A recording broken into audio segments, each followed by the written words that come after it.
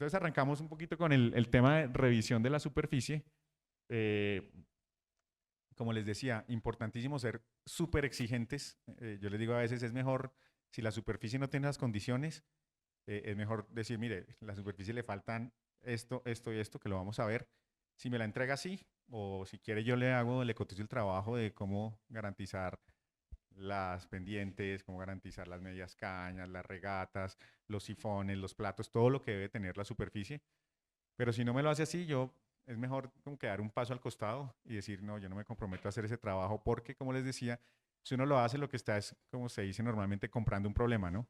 Entonces, yo hago mi permeabilización, pero si eso no está garantizado, seguramente va a haber fallas a futuro que van a ser endilgadas a mí como impermeabilizador, ¿no? Entonces, finalmente, el que asume la responsabilidad de todo lo que pasa en la cubierta es el que puso la impermeabilización, ¿no? Ya de ahí para atrás, nadie va a decir, uy, sí, pero es que, claro, no, no, como les decía antes, no, es que no le hicimos la pendiente correcta, no, es que los desagües no eran suficientes, no, es que no había presupuesto para la media caña, todas esas cosas realmente cuando falla el manto, usted tiene que venir y solucionar porque usted fue el que hizo la impermeabilización, nadie va a reconocer la responsabilidad que tenía en la superficie y esto en construcción en obra nueva es súper común, ¿no? Que entregan una superficie y como que licitan a muchas empresas, muchos contratistas de impermeabilización y ahí todos por la puja finalmente se gana el contrato y cuando van a ver esos detalles, pues, uy, no, pero hagámosle. Pero ustedes saben que de las cosas más complicadas en construcción, y uno va a ver las posventas en los constructores, cuáles son las posventas, digamos, más dolorosas y más frecuentes en construcción. En obra nueva siempre dicen los directores de obra, impermeabilización es la campeona y segundo es carpintería, que también hay muchos problemas de ajustes, de temas, de cosas que no pensaría. El resto de cosas, pues uno pinta, enchapa, pone los vidrios, pone todas las cosas y ya es muy raro que algo falle. Pero en impermeabilización es muy común, ¿no? Y eso se ve muchas veces por estos temas de superficies y en construcción, pues, como yo siempre digo, ¿no? Al final de un edificio, cuando ya estamos en la cubierta, normalmente faltan dos cosas, plata y tiempo. Entonces se está corriendo y se están haciendo las cosas ya para terminar, para entregar la obra. Entonces se suelen cometer muchos errores por esos dos factores, ¿no? Por correr y porque ya el presupuesto siempre normalmente está al límite. Entonces, el que llega y pone lo último, que es el recubrimiento impermeabilizante, a veces carga con toda esa responsabilidad y no debería ser, ¿no? Entonces, preparar esa superficie, el área debe estar siempre limpia, libre de elementos desprendibles, grasa, polvo, esto es muy importante. Las membranas de cualquier tipo son normalmente adheridas y si la superficie no tiene una consistencia suficiente para recibir la membrana y que no tenga capas viejas, como vamos a ver, o que no tenga elementos o morteros débiles que se puedan desprender, pues es clave para que el manto quede bien adherido. Eh, Otro tema, nuestras membranas, tenemos membranas de 2, 3, 4 y hasta 5 milímetros, pero cualquier protuberancia o elemento punzante que quede en la superficie, pues claramente por más refuerzo, por más robusto que sea el manto y tenga, digamos, tenemos refuerzos de fibra de vidrio y refuerzos de fibra de poliéster que tienen mucha más resistencia al punzonamiento, pero si tenemos protuberancias o temas medio punzantes en la superficie, pues eso pueda que cuando uno le instale no pase nada, pero si alguien le camina encima de algo que tiene que soportar una membrana que sigue siendo delgada, por más de que sea reforzada, pues tiende a fracturarla, ¿no? Entonces es importante garantizar esa limpieza de la superficie y que la superficie tenga esa planitud o que no tenga estas protuberancias que puedan llegar a perforar la membrana. Resanar las fisuras, eso es importante. Las placas muchas veces por retracción de fraguado, por movimientos, pueden llegar a tener pequeñas fisuras o agrietamientos. Es importante tratarlas de acuerdo a su tamaño, ¿no? Si son pequeñitas, incluso casi que de 1 milímetro para abajo, con la misma imprimación, eso se puede solucionar. Si ya son de mayor espesor, pues con un mortero adicionado, con un látex puede ser, o un mortero con cierta flexibilidad, o inclusive masillas asfálticas puede funcionar, o ya si son más gruesas, sellantes, preferiblemente de poliuretano, pues sellar ese tipo de fisuras. Y revisar los pendientados, como vamos a ver ahorita, ¿no? Súper clave la pendiente, ¿no? Cualquier impermeabilización, sea del tipo que sea, ya sea asfáltica, acrílica, de polímeros, de poliuria, poliuretano, si tiene emposamientos o si tiene retención de agua, va a tener fallas a mediano y largo plazo. Unos más rápido que otros, pero un enemigo importante de la impermeabilización es los emposamientos y por eso es importante garantizar las pendientes. Sigamos. Entonces, en esto de la preparación de la superficie, La pendiente que se recomienda es 2%, es, digamos, lo ideal. De ahí para arriba sería, digamos, deseable, ¿no? Normalmente es muy complicado poder garantizar este tipo de pendiente, ¿no? No es fácil. O sea, una placa de concreto implica pues fundir con unos desniveles que a veces no es tan sencillo en obra o generar unos morteros de pendientado. Y si uno habla de un 2%, entonces en 10 metros pues se está hablando de 20 centímetros y generar eso. Incluso es costoso a veces generar un mortero, la sobrecarga que puede tener una placa por esa cantidad de material es importante. Pero realmente lo que nos garantiza que el agua fluya correctamente es esta pendiente. Y si el agua fluye rápido, ustedes cuando ven una cubierta con buena pendiente difícilmente presenta filtraciones. Normalmente los impermeabilizantes funcionan muy bien.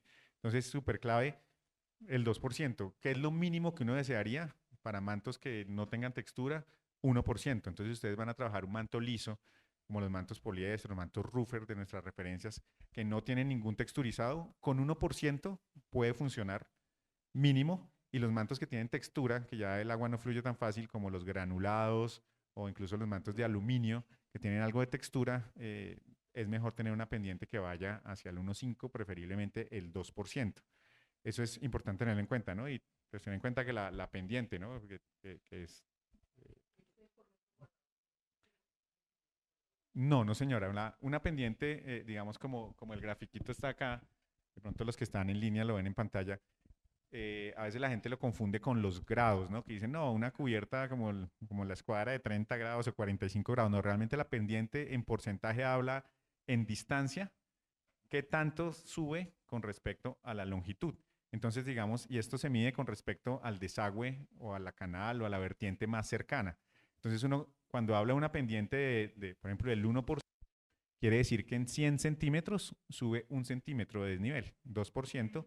En 1 metro de distancia al sifón, a la canal o a la bajante, debe tener 2 centímetros de diferencia, ¿no? Esto lo puede pues, medir uno con un nivel láser o pues, con una manguera para medir los niveles y garantizar eso.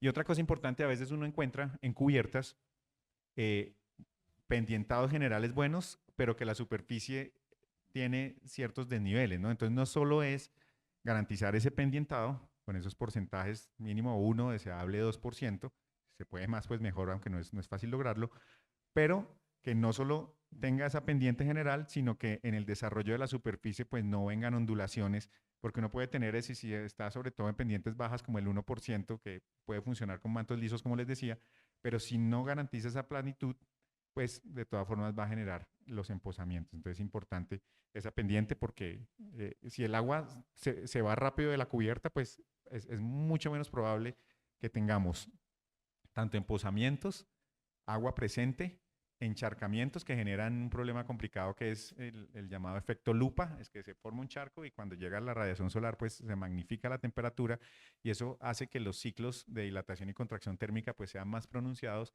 y eso va con más velocidad y a deteriorar las membranas o los impermeabilizantes de cualquier tipo. Verificar que la superficie esté seca, eso es clave. Por ejemplo, ayer justamente o antier me hacían una pregunta por nuestra línea de soporte de WhatsApp. Alguien me decía, venga, tengo un concreto que le voy a aplicar un acelerante a 3 días. Entonces, ¿qué pasa si yo después de los 3 días fundo el manto? ¿No? Desde que ya esté curado completamente, pues no hay problema, ¿no? Sabemos que los concretos o los morteros sin ningún acelerante tienen 28 días de curado completo, ¿no? ¿Qué pasa si uno impermeabiliza antes? Pues seguramente la placa se va a terminar de curar muy bien, pero vamos a tener un agua atrapada que finalmente por algún lado tiene que salir, ¿no? Entonces puede dilatar el manto, crear burbujas o desprenderlo porque el agua se evapora y genera una presión negativa. O puede finalmente, si está muy húmeda, pues generar alguna presencia de humedad en la parte inferior, ¿no? Entonces es importante que esté completamente seca la superficie. La capacidad de los desagües es algo clave para que drene funcione correctamente. Se recomienda en zonas de alta pluviosidad que sean por lo menos estos 300 centímetros cuadrados de área drenante por cada 100 metros cuadrados de superficie, ¿no? Entonces, que a veces uno ve unas cubiertas de 300 metros cuadrados y 3 sifoncitos de media pulgada, pues claramente esa cubierta no va a drenar rápido y el agua va a permanecer mucho tiempo. Y cuando el agua permanece más tiempo, pues siempre tendremos más riesgo de que haya problemas.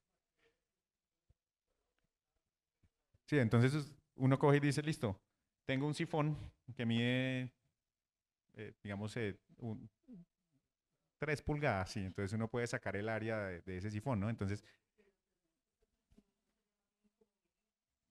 no, es área en centímetros cuadrados. Entonces, esto es lo que recomiendan, digamos, las normas técnicas. Nosotros muchas veces nos referimos a las normas técnicas gringas porque acá no tenemos, digamos, eso tan normalizado. Por ejemplo, el tema de los traslapos, pero esos 300 es el área de sifones. Entonces, uno calcula, si yo tengo un sifón cuadrado de 5 por 5 centímetros, de 2 pulgadas por 2 pulgadas, eso me da 25 centímetros cuadrados. Si yo tengo un área de 100 metros cuadrados y tengo solo esos sifoncitos para desaguar, debería tener el equivalente entonces a 12 sifones de esos para sumar los 300 centímetros cuadrados que necesito en los 100 metros de superficie. O tener de pronto, si viene inclinado y tengo una canal, pues ahí ya tengo una canal donde tengo un montón de desarrollo. O si tengo ya un cárcamo, o si tengo un drenaje más grande. Pero eso es importante que haya esa área suficiente de drenajes y drenajes que estén funcionando bien, ¿no? Que es otra cosa importante, ¿no? Muchos de los problemas sí es muy frecuente que uno va a las obras y las goteras por donde son, por el perímetro y por los sifones. Y si está mal instalado, pues por el centro.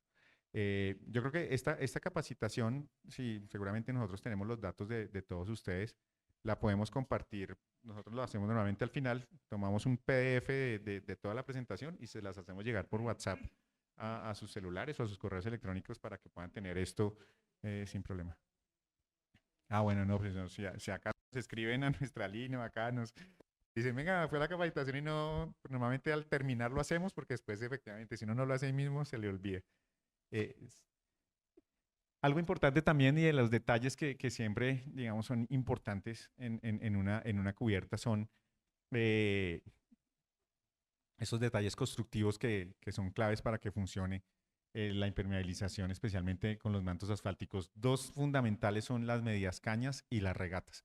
Pues cuando tenemos superficies a impermeabilizar, es importante tener o garantizar en la medida de lo posible. Hay lugares a veces donde por temas estéticos o funcionales no se pueden tener y pues hay detalles que puede uno implementar con los mantos para suplir este requerimiento, pero en la mayoría sí se puede ejecutar medias cañas y regatas.